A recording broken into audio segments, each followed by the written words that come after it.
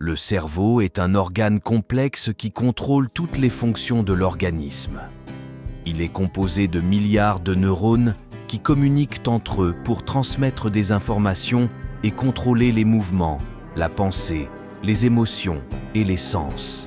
L'endommagement du cerveau peut être causé par un traumatisme, une maladie ou une infection. Aujourd'hui, dans cette vidéo, vous comprendrez que nos habitudes contribuent aussi à l'endommagement de notre cerveau. Abonnez-vous à la chaîne si vous êtes nouveau. 1. Le manque de sommeil. Le sommeil est essentiel pour la santé du cerveau. Lorsque nous dormons, notre cerveau se répare et se régénère. Le manque de sommeil peut entraîner une diminution de la fonction cognitive, de la mémoire et de l'apprentissage. 2. La pornographie. Une étude allemande a révélé que les hommes qui regardaient de la pornographie pendant plusieurs heures par semaine avaient moins de matière grise dans le lobe droit du cerveau, ainsi qu'une activité cérébrale réduite dans le cortex préfrontal. Elle modifie la structure du cerveau.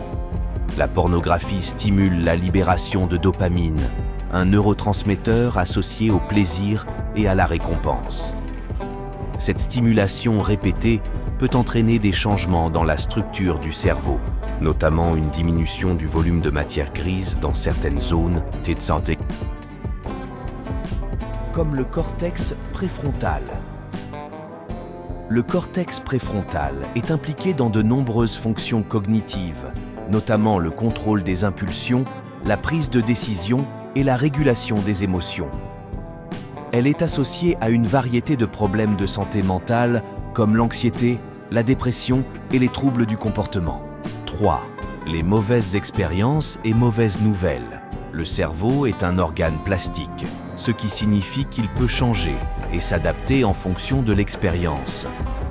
Par exemple, lorsque nous apprenons une nouvelle compétence, le cerveau crée de nouvelles connexions neuronales. C'est pourquoi il est conseillé de s'entourer des gens positifs et optimistes, car plus vous les écouterez parler, plus votre cerveau va créer aussi des zones et liaisons positives. Dis-moi qui tu fréquentes et je te dirai qui tu es, dicton, si vous n'avez des proches qui vous inspirent. L'Internet regorge des gens positifs et inspirants que vous pouvez prendre comme modèle. Ou bien vous le retrouvez en lisant, il y a une citation chinoise qui dit « Ne plus lire depuis longtemps, c'est comme perdre un ami important. » Notre manière de penser est influencée par les livres que nous lisons, les gens que nous écoutons et les images que nous voyons.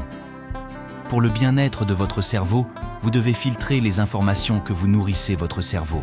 Une étude faite sur TikTok qui consistait à poser des questions aux adolescents de ce qu'ils voulaient faire de leur vie.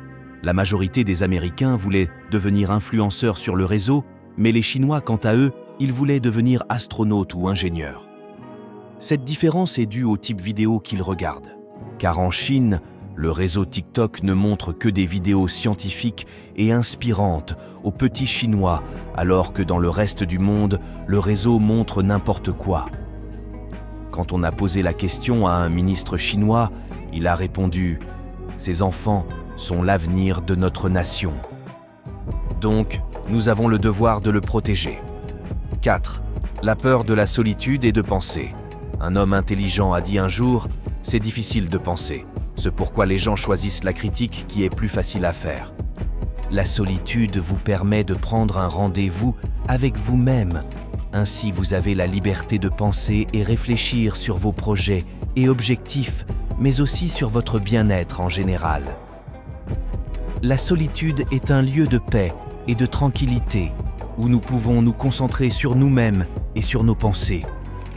A dit Sénèque, les stoïciens considèrent la solitude comme une opportunité de se concentrer sur soi-même et de développer sa sagesse.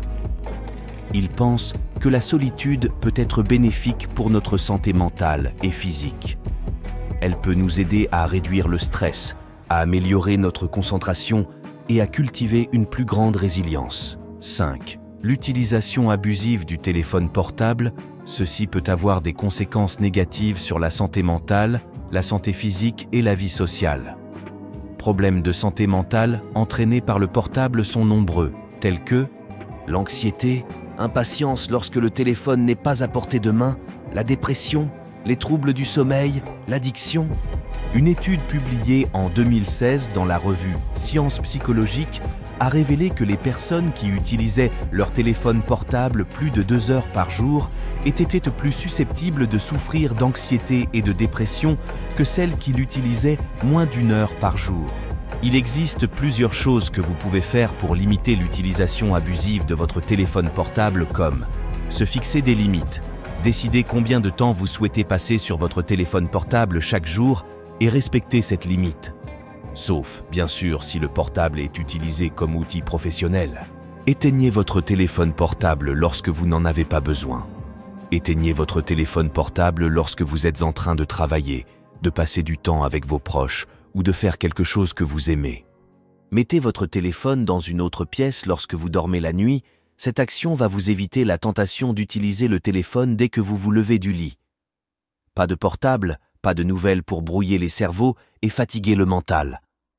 Faites-vous une routine matinale en regardant cette vidéo en description. Merci d'avoir regardé la vidéo jusqu'ici. Nous avons la conscience de ne pas avoir traité tous les problèmes qui endommagent notre cerveau.